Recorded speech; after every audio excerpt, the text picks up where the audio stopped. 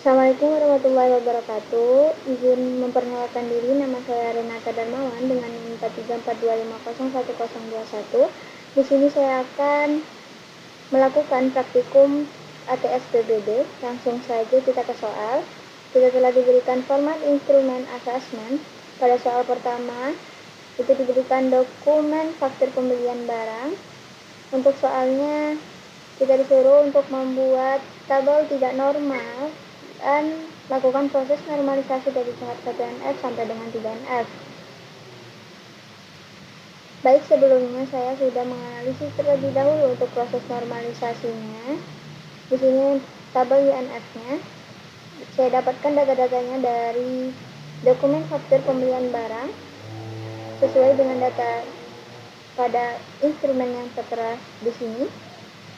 Tabel UNF-nya itu ada nama faktur, tanggal, jatuh tempo, kode barang, nama barang, kuantiti, harga, jumlah, dan total faktur. Lalu untuk proses normalisasinya pada tahap 1NF, di sini karena datanya sudah bersifat atomik dan tidak ada repeating group, maka kita hanya tinggal menentukan primary key-nya saja. Di sini ada primary key gabungan, yaitu nomor faktur dan kode barang atau bisa disebut dengan kandidat key. Lalu untuk proses normalisasi 2NF, karena masih terdapat partial dependency ataupun atribut yang bergantung pada sebagian PK, oleh karena itu kita memecahkan dia menjadi beberapa tabel. Yang pertama itu tabel faktur, yang dimana dia bergantung hanya pada nomor faktur, dan tabel barang hanya bergantung pada kode barang. Lalu untuk tabel detail faktur ini dia terdapat dua ketergantungan antara dua nomor faktur dan kode barang. Lalu untuk proses normalisasi 3NF, di sini tuh kode supplier dan nama supplier itu tidak bergantung langsung pada nomor faktur, melainkan mereka bergantung tersendiri, kode supplier dan nama supplier. Oleh karena itu, tabel faktur kita hanya memasukkan data nomor faktur, tanggal, jatuh tempo, kode supplier, dan total faktur. Dan dibikinlah tabel supplier tersendiri, yaitu kode supplier dan nama supplier, karena mereka saling bergantung. Lalu, tabel barang tetap sama, dan tabel detail faktur juga tetap sama, seperti proses normalisasi 2NF sebelumnya. Lalu, tunjukkan relasi tabel dari proses normalisasi, itu juga sudah saya analisis, dan didapatlah tabel relasinya, yaitu ada supplier, faktur, detail faktur, dan barang. Di sini supplier untuk relasinya, atau bisa kita jelaskan dulu terlebih dahulu. Di sini supplier yang menjadi primary key atau ID unit dari supplier yaitu kode supplier, dan nama supplier ini adalah nama perusahaan yang menyediakan supplier. Lalu untuk faktur, di sini ada nama fakturnya menjadi ID unit atau PK-nya, primary key-nya. Lalu ada tanggal dibuatnya faktur, ada pun jatuh temponya, jatuh tempo pembayaran, kode supplier ini yang menjadi penghubung antara faktur dan supplier. Lalu untuk total faktur ini, total faktur dari supplier. Lalu ada barang di sini yang menjadi ID unitnya itu ada kode barang. Lalu ada atribut lain seperti nama barang dan harga. Di sini ada detail faktur. Detail faktur ini adalah penghubung antara faktur dan barang. Jadi di sini ada primary key yang sekaligus menjadi foreign key, yaitu nomor faktur dan kode barang.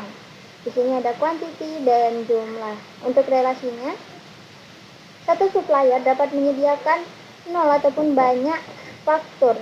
Lalu ada faktur, ini satu faktur dapat berisi 0 ataupun setidaknya satu ataupun lebih detail faktur. Lalu ada barang, di sini barang dapat menyediakan satu barang dapat berada di satu ataupun banyak detail faktur. Lanjut pada soal berikutnya, melakukan penerapan dengan SQL dari hasil normalisasi, yaitu operasi DDL dan DML. Untuk data DML minimal 5. Baik, di sini kita akan langsung saja terapkan pada PHP MyAdmin. Di sini saya sudah menjalankan Laragon, Apache dan MySQL saya sudah jalan. Langsung saja kita ke PHP MyAdmin. Sesuai dengan format pada instrumen assessment sebelumnya. Ya, untuk soal kedua itu DBATS praktikum PBD nomor 2. Oleh karena itu, kita samakan aja. Untuk DB yang pertama, DB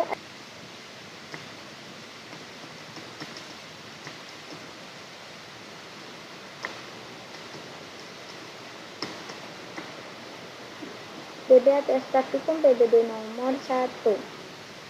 Dan langsung saja di sini biar kita langsung gunakan.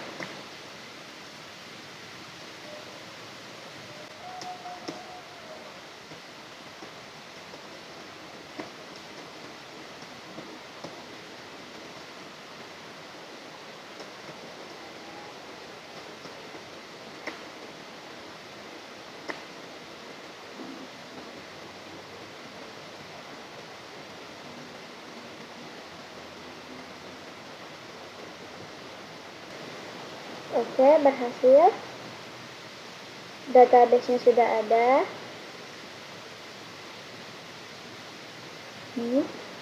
Dan kita juga sudah berada di database ATS praktikum PBD nomor 1.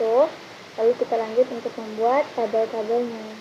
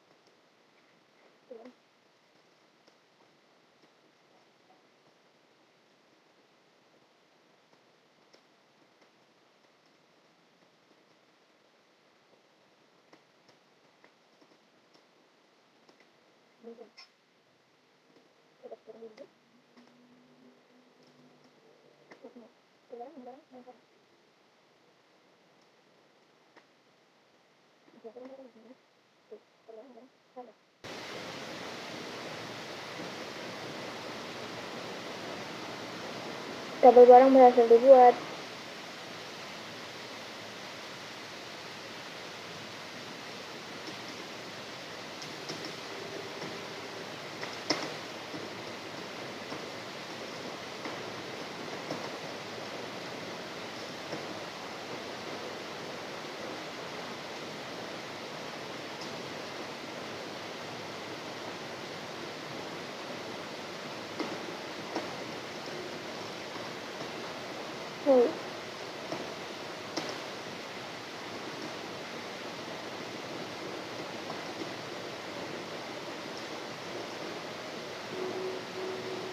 Nomor faktur,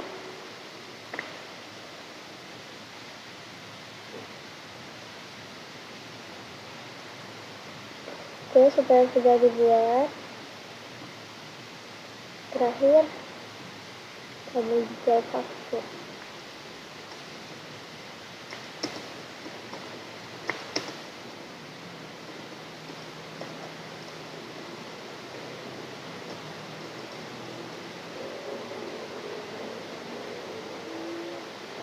Oke, sudah. Lanjut kita ke DML. Kita memasukkan data minimal 5 record data.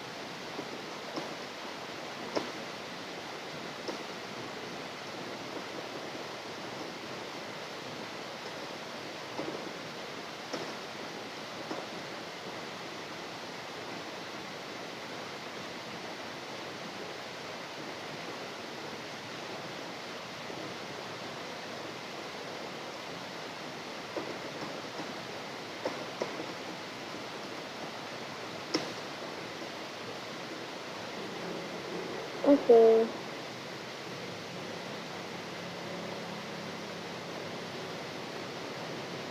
Kita bisa supplier tentang YouTube.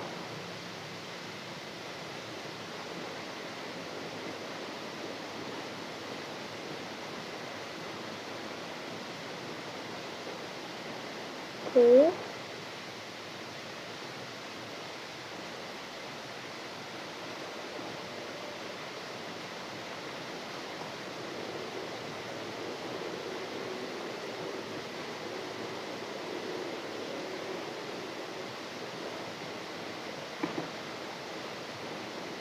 Selesai. Untuk data ini sudah selesai ya teman-teman. Bisa dilihat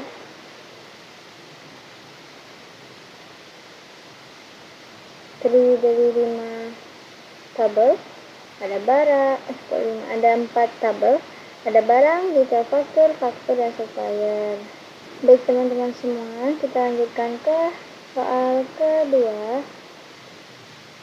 yaitu ini. Lakukan instruksi berikut. Buat database dengan nama.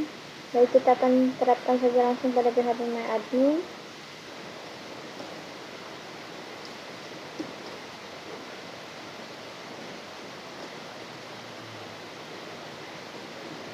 Sekarang buat tabel dengan nama pegawai. Oke. ID, nama, alamat, gaji. Oke, kita sekarang masukkan datanya.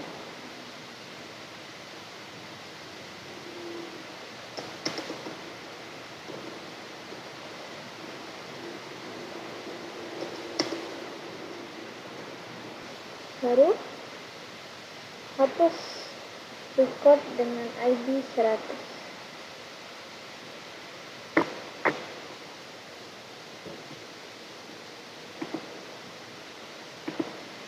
Berarti delete sampel pegawai where ID sama dengan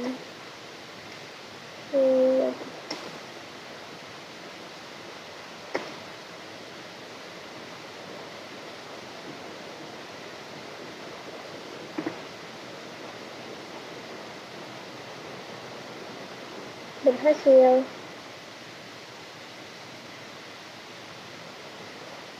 ID 100-nya hilang.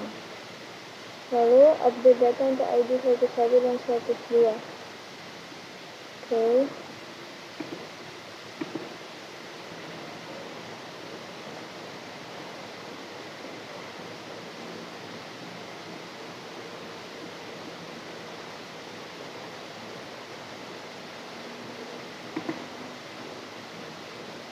Oke, berhasil. Kita lihat Ningla dan Raffi. Nomor 6 itu kita disuruh semua kolom dari tabel pegawai, menampilkan semua kolom dari tabel pegawai.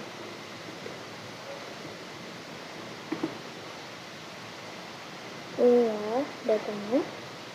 Oke, lanjutkan ke 6B, kolom nama dan gaji dari tabel pegawai.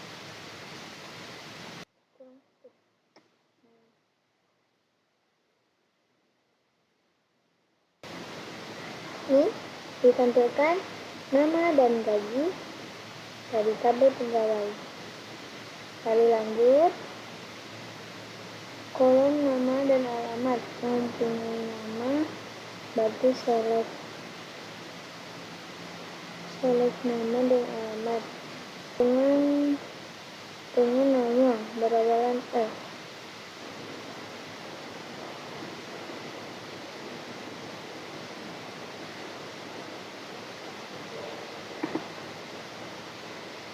Oke, di sini ditampilkan ada Fikri dan Faris. Lanjut lagi yang B, kolom nama dan alamat yang mempunyai nama berakhiran N.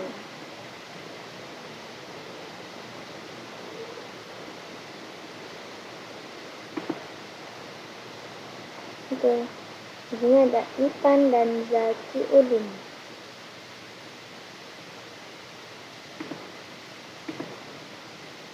Ini lanjut lagi ke kolom nama dan gaji dengan gaji di atas. Gajinya di atas, gaji di atas. 15.000.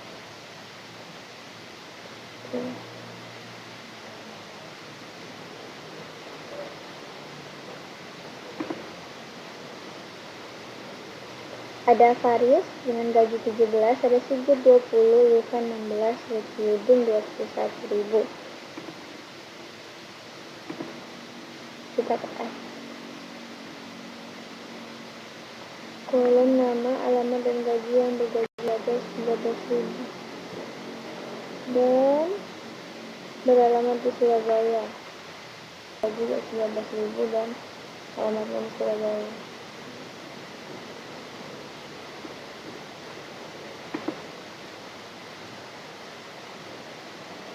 Oke, gajinya 2013 dari asal Surabaya.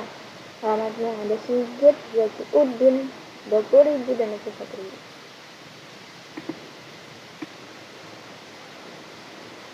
Cara awal gaji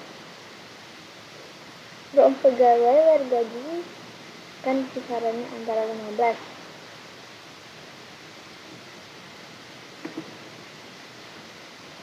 Dari sini antara 15 sampai 20. Ada Fikri, Faris, Sigit, dan Irfan. Yang terakhir,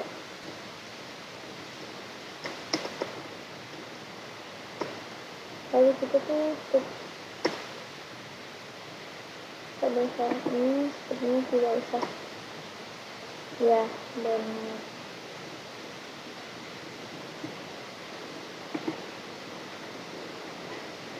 Gaji maksimalnya 21.000, gaji minimal lagi 10.000, lalu gaji rata-ratanya itu 15.625. Ini ya teman-teman, kita sudah melakukan tugas kedua. Sekarang kita akan melakukan dan melanjutkan instruksi tugas ketiga. Yang tugas ketiga sama seperti sebelumnya, kita disuruh buat database terlebih dahulu. Maka kita akan buat database terlebih dahulu. BB atau SPAK-hukum PBB nomor 3. Oke, database-nya sudah dibuat. Dan kita masuk yes menggunakan database PBB nomor 3. Buat tabel dengan nama barang seperti berikut. Kita klik kode barang voucher 6, nama voucher 20, harga beli, harga jual, untuk garisnya. Penyelesaiannya pada kode barang. Oke.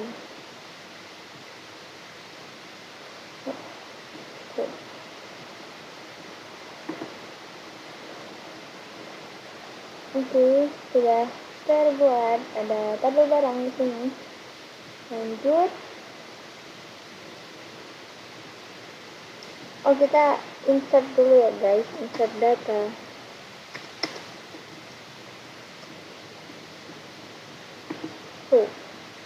Oke, tabel barang sudah ditambahkan dan ada isinya sekarang. Oke, lanjut. Detail pembelian.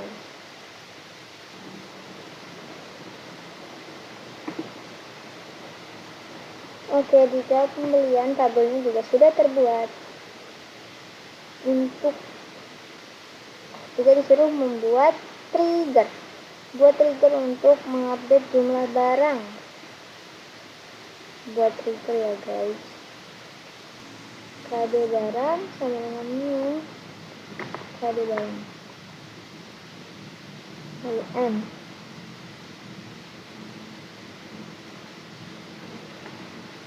Oke, kita buat triggernya. Nah, benar, bisa dijalankan. Dan sekarang kita lakukan instruksi yang pertama. Karena triggernya sudah dibuat, ini diminta penambahan data ke tabel detail pembelian. Jadi insert into ya guys.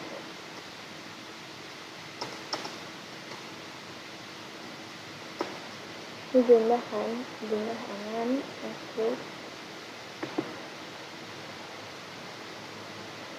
oke, jadi jika pembelian pasti udah nambah. Ini 2205 admin. Lalu lihat berapakah jumlah barang LST001 sekarang. Select kode barang jumlah from barang, where kode barang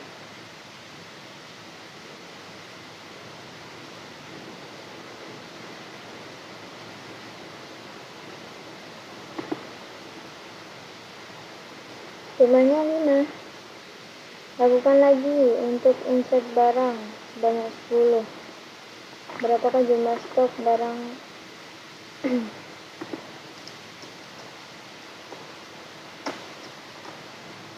LST001.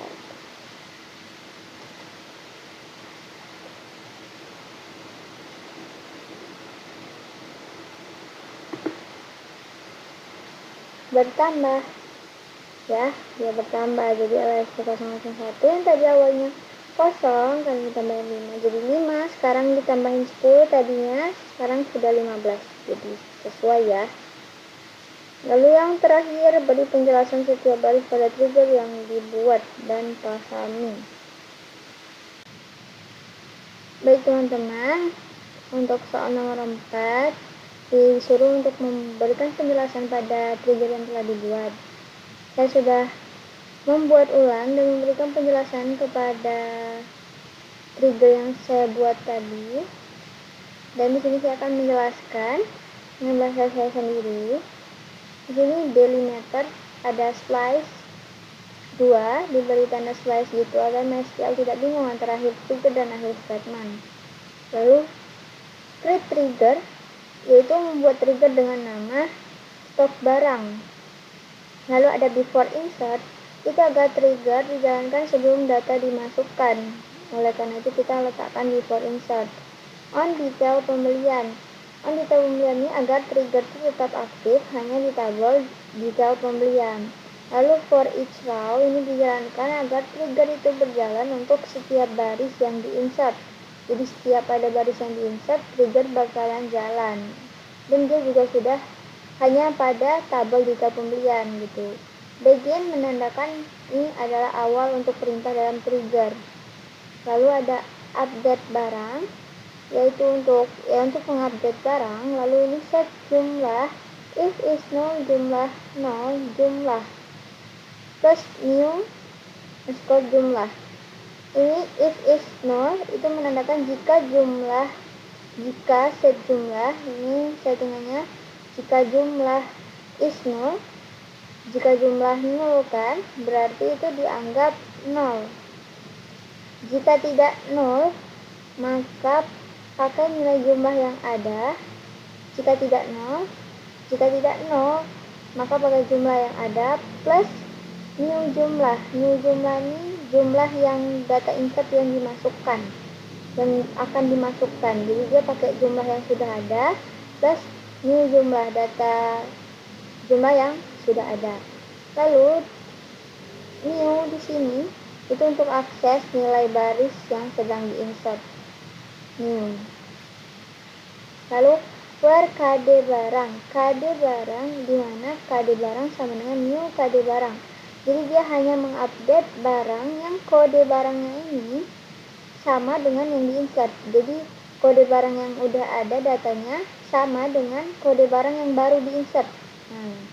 Lalu n ini adalah sebagai akhir blok, karena tadi delimiter dibuka dengan slice, maka ini juga ditutup dengan n slice. Ini delimiter akhir ini untuk mengembalikan delimiter ke posisi normal ke sebelumnya. Sekian praktikum dari saya. Saya mohon maaf jika terdapat kesalahan dalam tutur kata. Terima kasih atas perhatiannya. Wassalamualaikum warahmatullahi wabarakatuh.